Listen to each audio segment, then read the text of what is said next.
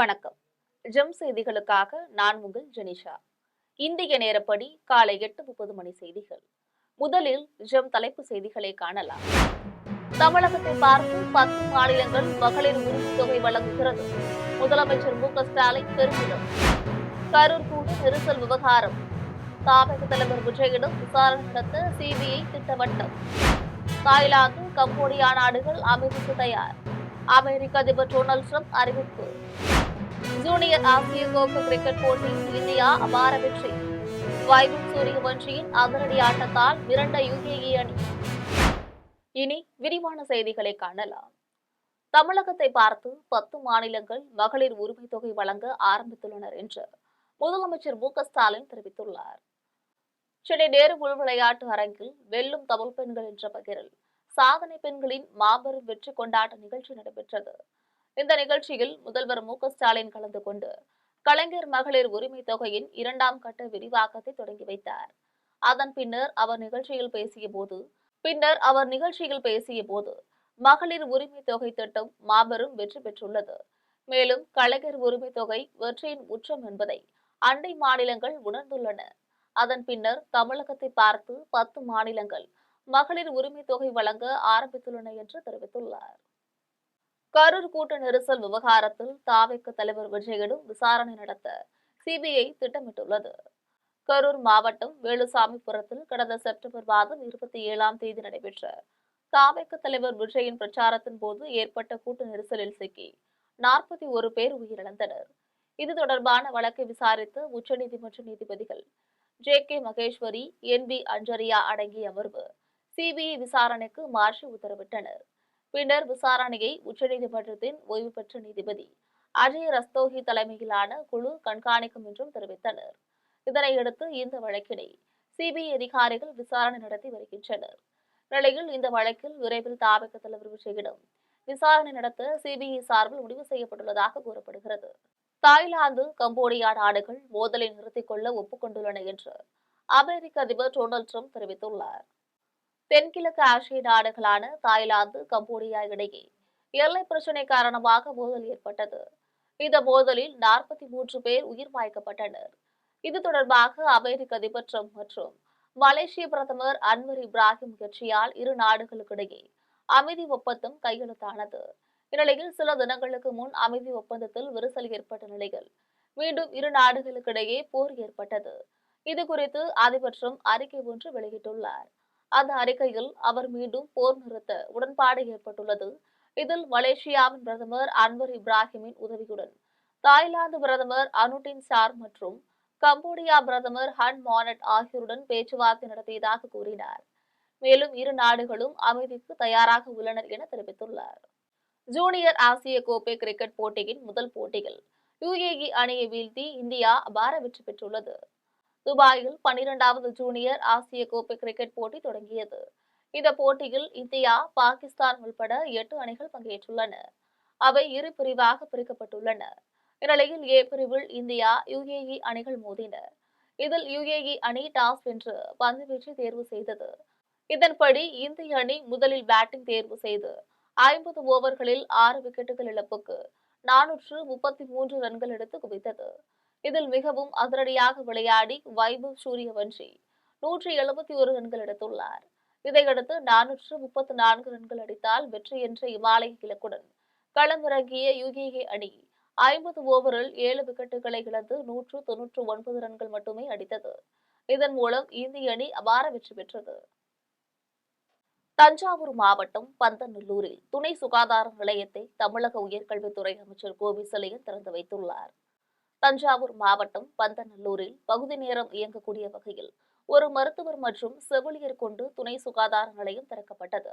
தமிழக உயர்கல்வித்துறை அமைச்சர் கோவிசெழியன், கும்பகோணம் சட்டமன்ற உறுப்பினர் சாக்கோட்டை அன்பழகன், முன்னாள் நாடாளுமன்ற உறுப்பினர் ராமலிங்கம் ஆகியோர் இதை திறந்து வைத்தனர்.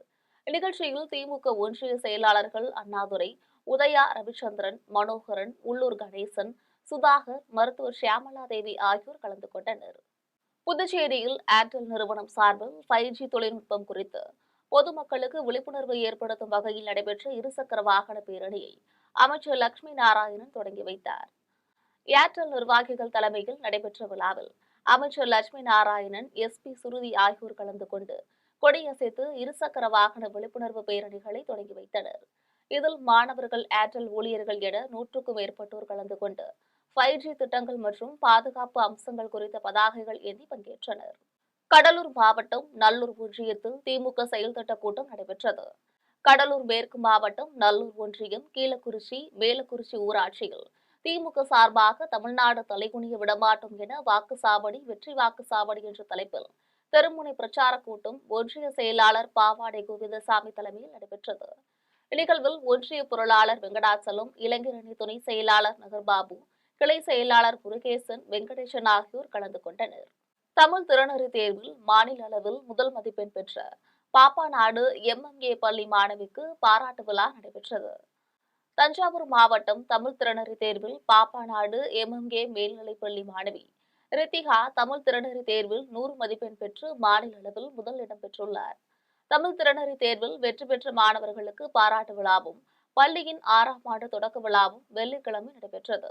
தாளாளர் சஞ்சய் தலைமையில் நடைபெற்ற விழாவில் தமிழ் திறனறி தேர்வில் 100 மதிப்பெண் பெற்று மாநில அளவில் முதலிடம் பெற்ற மாணவி ரித்திகாவுக்கு 10,000 ரூபாய் பணமும் பாராட்டு சான்றிதழும் அளிக்கப்பட்டது. இதேபோல் 98 மதிப்பெண் பெற்று மாநில அளவில் 3வது இடம் பிடித்த மாணவன் காவியனுக்கு 6,500 ரூபாய் வழங்கப்பட்டது. அதன்பின் ஆசிரியர்கள், மாணவர்களின் கலை நிகழ்ச்சி நடைபெற்றது. கலை நிகழ்ச்சியின் ஒரு பகுதியாக 1,500 மாணவ மாணவிகள் பள்ளி மைதானத்தில் ஒரே நேரத்தில் நடனமாடினர். திருவாரூர் தமிழ் சங்கம், மருதம் கலை இலக்கிய ஆய்வு மையம், திருவாரூர் அறநெறி லயன் சங்கம் ஆகியவை இணைந்து பாரதியாரின் பிறந்தநாள் விழாவினை கொண்டாடினர். திருவாரூர் தமிழ் சங்க தலைவர் புலவர் சண்முக வடிவேல் தலைமையில் நடைபெற்ற விழாவில் புரவலர் தியாகபாரி, AKM நிறுவனத்தின் நிர்வாக இயக்குநர் மருத்துவர் செந்தில், திருவாரூர் தமிழ் சங்கம் துணைத் தலைவர் புலவர் சந்திரசேகர், அறநெறி லயன் சங்கம் ராஜ்குமார், கவிஞர் முத்துக்குமார் ஆகியோர் முன்னிலை வகித்தனர். சௌமா ராஜரத்னம் கலந்து கொண்டு பைந்தமிழ் தேனி பாரதி என்ற நூலை வெளியிட்டு பேசினார். நிகழ்ச்சி ஏற்பாடுகளை தமிழ் சங்கத்தின் துணை செயலாளர் அறிவழகன் ஒருங்கிணைத்தார். கோத்தகிரியில் நடைபெற்ற பள்ளி விழாவில் பழங்குடியினருக்காக நீண்ட காலமாக பணியாற்றி வரும் ஆழ்வாஸ், நீலகிரி ஆவண காப்பக இயக்குநர் ஆகியோருக்கு விருதுகள் வழங்கப்பட்டன. நீலகிரி மாவட்டம் கோத்தகிரியில் 50 ஆண்டுகளை கடந்து செயல்படும் ICS பள்ளியின் ஆண்டு விழா நடைபெற்றது. தாளாளர் செந்தில் ரங்கராஜ் தலைமையில் நடைபெற்ற நிகழ்ச்சியில் சிறந்த ஊக்குவிப்பு பேச்சாளர் கோபிநாத் கலந்து கொண்டார். இந்த நிகழ்ச்சியில் 50 ஆண்டுகளாக பழங்குடியினருக்காக பணியாற்றி வரும் ஆழ்வாஸ், நீலகிரி பற்றியும் ஆங்கிலர்கள் பற்றியும் பல்வேறு குறிப்புகள் மற்றும் வரலாறுகளை புத்தகமாக எழுதிய வேணுகோபால் ஆகியோருக்கு வாழ்நாள் சாதனையாளர் விருது வழங்கி சிறப்பிக்கப்பட்டது. சேலம் மாவட்டம் எடப்பாடி அருகே அரசு ராமடி செட்டிப்பட்டி ஊராட்சி ஒன்றிய தொடக்கப்பள்ளிக்கு 40,000 ரூபாய் மதிப்பிலான கணினியை பேரூராட்சி மன்ற தலைவர் வழங்கினார். அரசு ராமடி செட்டிப்பட்டி ஊராட்சி ஒன்றிய தொடக்கப்பள்ளி தொடங்கி 100 ஆண்டுகள் நிறைவடைந்ததையொட்டி பேரூராட்சி தலைவரும் முன்னாள் மாணவருமான காவேரி 40,000 ரூபாய் மதிப்புள்ள கணினியை தலைமை ஆசிரியர் கண்ணனிடம் வழங்கினார். அதனைத் தொடர்ந்து மாணவ மாணவிகளுக்கு இனிப்புகள் வழங்கினார். நிகழ்ச்சியில் ஆசிரியர்கள், மாணவர்கள் கலந்து கொண்டனர். புதுக்கோட்டை மாவட்டம் திருக்கோகர்ணம் பிரகதாம்பாள் கோவில் நிலத்தில் உள்ள ஆக்கிரமிப்பு கட்டடங்களை அறநிலையத்துறை அதிகாரிகள் மூடி முத்திரையிட்டனர். புதுக்கோட்டை திருக்கோகர்ணத்தில் பிரகதாம்பாள் கோவிலின் 1ஆம் மற்றும் 2ஆம் மண்டகப்படிக்கு சொந்தமான 1 ஏக்கர் 87 சென்ட் நிலம் திருவப்பூர் ரயில்வே கேட் அருகே அமைந்துள்ளது. இந்த நிலத்தை கடந்த 50 ஆண்டுகளுக்கு மேலாக 34 பேர் ஆக்கிரமித்து 11 கள்ளுப்பட்டறை நடத்தியும் கடைகள், வீடுகள் கட்டியும் உள்ளனர். இந்த நிலத்தில் உள்ள ஆக்கிரமிப்புகளை அகற்றக் கோரி தஞ்சாவூரில் உள்ள JC நீதிமன்றத்தில் வழக்கு நடைபெற்று வந்த நிலையில் கடந்த ஜூலை மாதம் ஆக்கிரமிப்புகளை அகற்ற நீதிமன்றம் உத்தரவிட்டது. இதனைத் தொடர்ந்து ஆக்கிரமித்துள்ள 34 பேரில் 20 பேர் சென்னை இந்து அறநிலையத்துறை ஆணையரிடம் மேல்முறையீடு சென்ற நிலையில் மீதமுள்ள 14 பேர் மேல்முறையீட்டுக்கு செல்லவில்லை. இதையடுத்து 14 பேரிடம் ஆக்கிரமிப்புகளை அகற்ற வேண்டும் என்று இந்து சமய அறநிலையத்துறை சார்பில் நோட்டீஸ் வழங்கப்பட்டது. 11 கள்ளுப்பட்டறை ஆக்கிரமிப்புகள் அகற்றப்பட்ட நிலையில் ஆக்கிரமிப்பில் உள்ள ஒரு ATM, லாரி லோட்மேன் சங்க கட்டிடம் ஆகியவற்றை இழுத்து மூடினர். இதற்கு எதிர்ப்பு தெரிவித்த லோட்மேன் சங்கத்தினர் காவல்துறையினரோடு இந்து அறநிலையத்துறை அதிகாரிகளோடும் வாக்குவாதம் செய்தனர். திருவப்பூர் ரயில்வே கேட் பகுதியில் மறியலிலும் ஈடுபட்டனர். விருத்தாச்சலத்தில் நடிகர் ரஜினிகாந்த் பிறந்த நாளையொட்டி கோவில்களில் சிறப்பு அபிஷேக அர்ச்சனைகள் செய்து பொதுமக்களுக்கு இனிப்புகளும் அன்னதானமும் வழங்கப்பட்டது. கடலூர் மாவட்டம் விருத்தாச்சலத்தில் நடிகர் ரஜினிகாந்த் ரசிகர் மன்ற மாவட்ட செயலாளர் பெரியசாமி, துணை செயலாளர் ரஜினி பாஸ்கர் தலைமையில் களுச்சியப்பர் கோவில், விருத்தகிரீஸ்வரர் கோவில், ஐயப்பன் கோவில் ஆகியவற்றில் சிறப்பு அபிஷேகம், அர்ச்சனைகள் செய்து பொதுமக்களுக்கு இனிப்புகள் வழங்கப்பட்டது. அதனைத் தொடர்ந்து விருத்தாச்சலம் ஜங்ஷன் சாலையில் உள்ள திரையரங்கில் நடிகர் ரஜினிகாந்த் நடித்த படையப்பா திரைப்படத்தை காண வந்த பொதுமக்களுக்கு இனிப்புகள் வழங்கப்பட்டது. ஐயப்பன் கோவிலில் பக்தர்களுக்கு அன்னதானம் போடுவதற்கு அரிசி மூட்டைகளும் வழங்கப்பட்டது. விருத்தகிரீஸ்வரர் கோவிலில் பொதுமக்களுக்கு அன்னதானம் வழங்கினர். அதனைத் தொடர்ந்து அரசு மருத்துவமனைகளில் குழந்தைகள் மற்றும் பெரியவர்களுக்கு பால், பிரெட் வழங்கினர். மருத்துவமனையில் பணிபுரியும் தூய்மை பணியாளர்களுக்கு பிரியாணி பொட்டலங்கள் வழங்கப்பட்டது. நிகழ்ச்சியில் ரஜினி, தென்றல் முருகன், பாலசுப்ரமணியன், சீனிவாசன், பாலமுருகன், பாலாஜி, கண்ணன், முருகன் உள்ளிட்டோர் கலந்து கொண்டனர். இப்போது தலைவருடைய படையப்பா ஜெய்ஷா தியேட்டரில் படம் இன்னைக்கு செகண்ட் ரிலீஸில் அனைத்து நபர்களுக்கும் இனிப்பும் ஸ்வீட் கேக் அனைத்தையும் கொடுத்து அவர்களை சிறப்பாக வரவேற்று தலைவர் படத்தை சிறப்பாக பார்த்துவிட்டு வர வேண்டும் என்ற எங்களுடைய நல்ல எண்ணத்தோடையும் மனசோடையும் இந்த தியேட்டரில் இப்போது முடித்து விட்டுறோம். மேலும் ஐயப்பன் சன்னதி கோயிலில் அங்கே அன்னதானத்துக்கு தேவையான பொருட்களை கொடுக்கவும் தயாராக இருக்கிறோம். இப்போ கொடுக்க போகிறோம். இதுக்கு மேலும் சிறப்பாக தலைவருடைய ஆசீர்வாதம், கடவுளுடைய ஆசீர்வாதம் தலைவருக்கு இருக்க வேண்டும் என்று மனமாற வேண்டிக் கொள்கிறோம். என்னைக்கும் எங்களுடைய வழி தலைவர் வழிதான். அவருடைய சொல் எங்களுக்கு வேத வாக்கு. நடிகர் ரஜினிகாந்தின் பிறந்த நாளையொட்டி சேலத்தில் 75 வகையான அசைவ உணவை 45 நிமிடத்தில் சமைத்து சமையல் கலை வல்லுநர் சாதனை படைத்துள்ளார். சேலத்தில் ரஜினிகாந்தின் தீவிர ரசிகரான சமையல் கலை வல்லுநர் குமரேசன் 75 நிமிடத்தில் 75 வகையான அசைவ உணவுகளை தயாரிக்கும் முயற்சியில் ஈடுபட்டார். ஆனால் 45 நிமிடத்திலேயே சவாலான சமையல் குறிப்புகள் கொண்ட 75 உணவு வகைகளை செய்து அசத்தினார். அவரின் இந்த முயற்சிகளை உலக சாதனையாக அங்கீகரித்து நோபல் புக் ஆஃப் ரெக்கார்ட்ஸ் அமைப்பு அதற்கான சான்றிதழை வழங்கினர். விழுப்புரம் மாவட்டம் திருவண்ணைநல்லூரில் இரவு நேரத்தில் வீடு புகுந்து தாலி சங்கிலியை பறித்த திருடனை காவல்துறையினர் பிடித்துள்ளனர். திருவண்ணைநல்லூர் அருகே உள்ள செம்மாரை சேர்ந்த நவீன்குமார் இரவு நேரத்தில் தன்னுடைய மனைவி மற்றும் குடும்பத்தினருடன் வீட்டில் உறங்கிக் கொண்டிருந்தார். நள்ளிரவில் வீட்டின் கதவை உடைத்துக் கொண்டு வந்த திருடன் நவீன்குமாரின் மனைவி ரேவதி களத்தில் இருந்த தாலி சங்கிலியை பறித்துள்ளான். திருடனை பிடிக்க முயன்ற போது இருவரையும் கீழே தள்ளிவிட்டு தப்பி ஓடிவிட்டான். தகவல் அறிந்த திருவண்ணைநல்லூர் காவல்துறையினர் ஏனாதிமங்கலம் தென்பெண்ணை ஆற்று பகுதியில் பதுங்கியிருந்த திருடனை மடக்கி பிடித்தனர். விசாரணையில் அவன் திண்டுக்கல் மாவட்டம் கொடைக்கானல் மங்களம் கொம்பு காமனூரை சேர்ந்த பாண்டியன் என்பது தெரியவந்தது. இதுகுறித்து வழக்கு பதிந்த காவல்துறையினர் பாண்டியனை நீதிமன்றத்தில் நிறுத்தி சிறையில் அடைத்தனர். வெனிசுலா மீது அமெரிக்கா தாக்குதல் நடத்த முயல்வதை கைவிடக் கோரி சென்னையில் அகில இந்திய சமாதான ஒருமைப்பாட்டு கழகத்தின் சார்பில் ஆர்ப்பாட்டம் நடைபெற்றது. கரிபியன் கடற்பகுதியில் அமெரிக்கா தனது கடற்படையின் போர் கப்பல்களை நிறுத்தியுள்ளது. அது மட்டுமல்லாமல் வெனிசுலா நாட்டின் எண்ணெய் கப்பலையும் கைப்பற்றியுள்ளது. இதை கண்டித்து சென்னை ராஜரத்ன விளையாட்டு அரங்கத்தில் சமாதான ஒருமைப்பாட்டு கழகத்தினர் ஆர்ப்பாட்டத்தில் ஈடுபட்டனர். அதன்பின் அந்த அமைப்பின் பொதுச் செயலாளர் ரவீந்திரநாத் செய்தியாளர்களிடம் பேசினார். அப்போது அமெரிக்க ஏகாதிபத்தியம் வெனிசுலா என்ற தென் அமெரிக்க நாட்டின் மீது போர்வெறி தாக்குதல் நடத்த திட்டமிடுவதாக குற்றம் சாட்டினார். வெனிசுலா என்ற தென் அமெரிக்க நாட்டின் மீது போர்வெறி தாக்குதலை நடத்த திட்டமிட்டுள்ளது. கரீபியன் கடலிலும் வெனிசுலாவை சுற்றிலும் தன்னுடைய இராணுவ கப்பல்களை நிறுத்தியுள்ளது. அதே போலவே குண்டுகளை எடுத்து சென்று தாக்கக்கூடிய விமானங்களை அனுப்பியுள்ளது. எந்த நேரத்திலும் போர் வெடிக்கலாம் என்ற சூழல் இன்றைக்கு ஏற்பட்டுள்ளது. உலகத்திலேயே அதிக எண்ணெய் வளமிக்க நாடு வெனிசுலா. 300 பில்லியன் பேரல் செலவிற்கு அந்த நாட்டில் எண்ணெய் வளம் இருக்கிறது, குரூட் ஆயில் இருக்கிறது. அதே போல உலகத்திலேயே இயற்கை எரிவாயு மிக்க நாடு வெனிசுலா. தமிழ்நாட்டில் கல்வியிலும் வேலைவாய்ப்பிலும் வன்னியர்களுக்கு 10.5 விழுக்காடு இடஒதுக்கீடு வழங்க கோரி பாமக வன்னியர் சங்கம் ஆகியவற்றின் சார்பில் பல்வேறு ஊர்களில் ஆர்ப்பாட்டம் நடைபெற்றது. அதை ஒரு சிறிய தொகுப்புகளாக தற்போது காணலாம். பெரம்பலூர் மாவட்ட ஆட்சியர் அலுவலகம் முன் பாட்டாளி மக்கள் கட்சியின் மாவட்ட செயலாளர் மருதுவேல் தலைமையில் மாவட்ட தலைவர் தமிழ்வொளி, வன்னியர் சங்க தலைவர் அசோகன், அணுக்கூர் ராஜேந்திரன், அம்சவள்ளி, குமரவேல், சத்யசீலன் ஆகியோர் முன்னிலையில் ஆர்ப்பாட்டம் நடைபெற்றது. தஞ்சாவூரில் தலைமை அஞ்சலகம் முன்பு வன்னியர்களுக்கு 10.5 விழுக்காடு உள் இடஒதுக்கீடு வழங்க வலியுறுத்தி பாமக மாவட்ட செயலாளர் ஸ்டாலின் தலைமையில் 300க்கும் மேற்பட்டோர் ஆர்ப்பாட்டத்தில் ஈடுபட்டனர். திருவண்ணாமலை மாவட்ட ஆட்சியர் அலுவலகம் முன்பு முன்னாள் நாடாளுமன்ற உறுப்பினர் துரை தலைமையில் ஆர்ப்பாட்டம் நடைபெற்றது.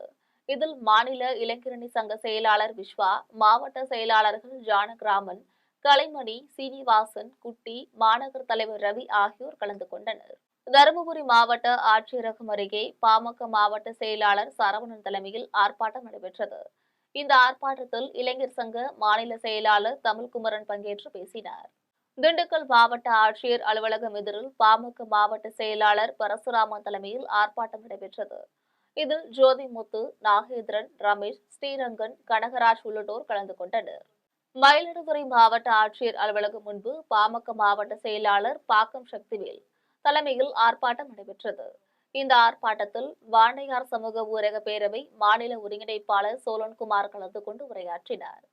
இதில் மாநில மகளிர் சங்க செயலாளர் தேவி, வன்னியர் சங்க மாவட்ட தலைவர் அருண்குமார், செயலாளர் மனோகரன் ஆகியோர் கலந்து கொண்டனர். தூத்துக்குடி மாவட்டம் கோவில்பட்டி பயணியர் விடுதி முன்பு பாமக மாவட்ட செயலாளர் ராமச்சந்திரன் தலைமையில் ஆர்ப்பாட்டம் நடைபெற்றது. இந்த ஆர்ப்பாட்டத்தில் மாநில பொதுச் செயலாளர் முரளி சங்கர், துணைத் தலைவர் திருமலை குமாரசாமி, மாநில தொழிற்சங்க பேரவைத் தலைவர் ராமமுத்துக்குமார், துணைத் தலைவர் வேல்வேந்தன் ஆகியோர் கலந்து கொண்டனர். கள்ளக்குறிச்சி மாவட்டம் சங்கராபுரம் அடுத்த அரசம்பட்டில் தர்மசாஸ்தா அன்னதான சேவா சமிதி வாயிலாக 18ஆம் குருபூஜை நிகழ்ச்சி நடைபெற்றது. ஐயப்பன் சுவாமி மாலை அணிவதில் 18 ஆண்டுகள் பூர்த்தியடைந்த நிலையில் அரசம்பட்டு பிச்சன் மகன் ஆறுமுகம் என்பவர் குருசாமியாக திருவுளப்படி அடைந்ததற்காக குருபூஜை நடைபெற்றது. தர்மசாஸ்தா அன்னதான சேவா சமிதியின் தலைவர் ரத்னவேலு சுவாமிகள் 18 வகையான அபிஷேக ஆராதனைகளை ஆறுமுகம் குருசாமிக்கு செய்தார். அதனைத் தொடர்ந்து காவல் தெய்வமான கருப்பண்ணசாமி வாய் மற்றும் கைகளில் தீப்பந்தத்தை ஏந்தியவாறும் 5 அடி உயரமுள்ள வீச்சரிவாளை எடுத்து சந்நிதியை வந்தடைந்தது. இந்த குரு பூஜையில் ஐயப்ப சுவாமிமார்கள் கலந்து கொண்டு சாமி தரிசனம் செய்தனர். இவ்விழாவில் கலந்து கொண்டோருக்கு அன்னதானமும் வழங்கப்பட்டது. விருத்தாச்சலம் அருகே பெரம்பலூர் கால பைரவர் கோவிலில் 108 சங்காபிஷேகம் நடைபெற்றது. கடலூர் மாவட்டம் விருத்தாச்சலம் அருகே பெரம்பலூரில் கல்யாண சுந்தரி உடனுரை கைலாசநாதர் ஆலயத்தில் உள்ள கால பைரவருக்கு 108 சங்காபிஷேகம் நடைபெற்றது. கார்த்திகை மாத தேய்பிரை அஷ்டமி பூஜை மற்றும் ராகு கால பூஜைகள் நடைபெற்றது. அதனைத் தொடர்ந்து மகா யோகம் நடைபெற்றது. பைரவருக்கு பால், சந்தனம், இளநீர், பஞ்சாமிர்தம் ஆகியவற்றால் சிறப்பு அபிஷேகம் செய்யப்பட்டு பின்பு வண்ண மலர்களால் அலங்கரிக்கப்பட்டு மகா தீபாராதனை காட்டப்பட்டது. அதன் பின்னர் அனைவருக்கும் அன்னதானம் வழங்கப்பட்டது. இதில் திரளான பக்தர்கள் கலந்து கொண்டு சாமி தரிசனம் செய்தனர்.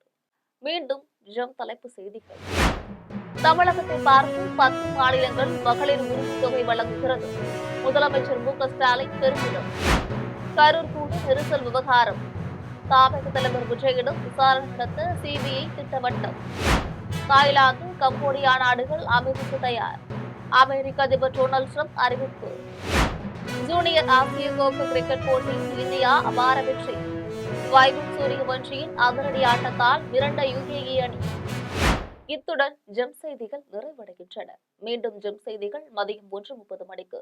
உடனுக்குடன் செய்திகளை காண ஜெம் லைவ்.tv என்ற இணையதளத்தில் இணைந்திருங்கள். நன்றி, வணக்கம்.